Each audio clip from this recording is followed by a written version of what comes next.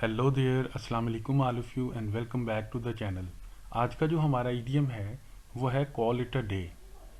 उर्दू में call it a day या हिंदी में कॉल इट अ डे को हम कहते हैं जब आप समझते हैं कि इस चीज़ को अब हम छोड़ दें या इस चीज़ को हम स्टॉप कर दें।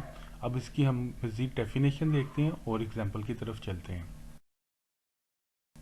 देखिए, इसकी डेफिनेशन इंग्लिश में ये बनती है व्हेन यू डिसाइड और feel to stop doing something.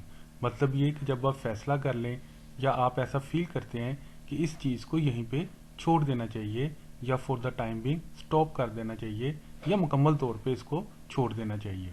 तो अब हम इसकी एग्जांपल देखते हैं ताकि ये इडियम जो है हमें मज़ीद क्लियर हो।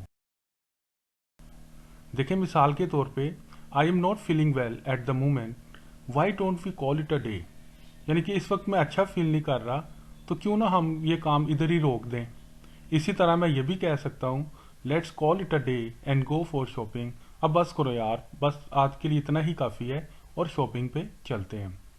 इसी तरह I think you should call it a day, you have been working so hard today.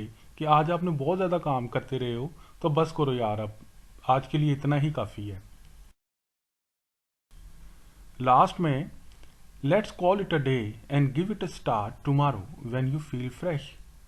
Let's call it a day and give it a start tomorrow when you feel fresh. इसका मतलब ये है कि यार आज आप मुझे कोई फ्रेश नहीं लग रहे, तो आज के लिए इतना ही काफ़ी है।